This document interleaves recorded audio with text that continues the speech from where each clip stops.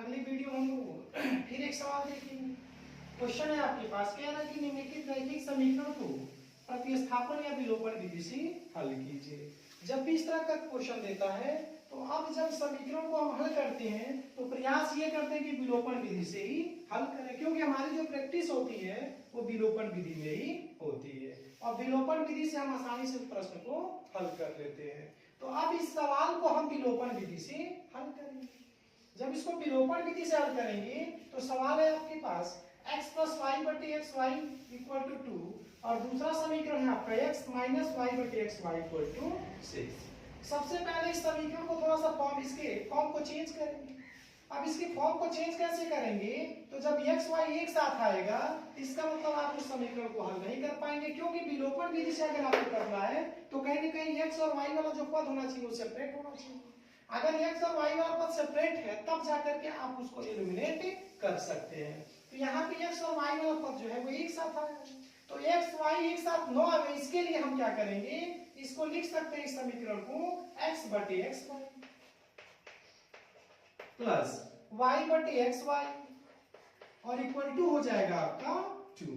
अब ऐसा कर देने से x से x कटेगा तो बचेगा आपका 1 बटे y प्लस y से y कटेगा तो बचेगा 1 बटे x और इक्वल टू हो जाएगा 2।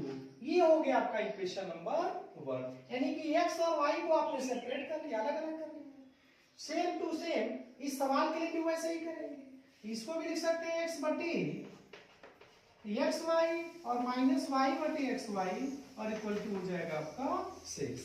फिर यही भी x से x कटेगा 1 बटे y बचेगा माइनस y से y कटेगा 1 बटे x बचेगा और ये हो जाएगा 6। Question number 2। यहाँ भी आपने x y को सेपरेट कर लिया। जब सेपरेट कर लिया तो क्या देख रहे हैं, अब जब हम विलोपन विधि से हल करेंगे तो मैंने आपको वीडियो में सिखाया था कि विलोपन विधि से हल करने के लिए आप गुणांकों को समान बनाते हैं। जब गुणांक समान होते हैं तो विपरीत चिन्ह के जब होते हैं तो जोड़ लेते हैं और सेम साइन के होते हैं तो घटा लेते हैं। तो यहाँ हम ये देख रहे हैं, अगर 1 बटे एक्स की बात करें तो 1 बटे एक्स ये प्लस के साथ लिखा हुआ है, यहाँ पे 1 बटे एक्स ये माइनस के साथ लिखा हुआ है। अगर इन दोनों समीकरण को जोड़ दें तो दोनों में से x क्या हो जाएगा, एलिमिनेट हो जाएगा। ये हो जाएगा समीकरण 1 धन 2 से।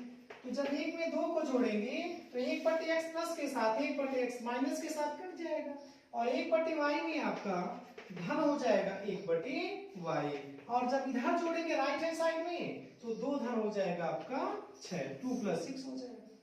अब यहाँ क्या देख रहे हैं, दोनों का हर समान 1 बटे के नीचे करेंगे और 1 में को क्या करेंगे, जोड़ लेंगे बराबर 2 में 4 जो 6 जोड़ेंगे तो 8 हो जाएगा, 1 और 1 2 हो जाएगा, यानी 2 बटे वाई इक्वल टू हो जाएगा आपका 1। वाई को यहाँ भेज देते हैं, 8 को इसकी जगह भेज देते हैं तो 2 बटे 8 इक्वल टू हो जाएगा आपका वाई।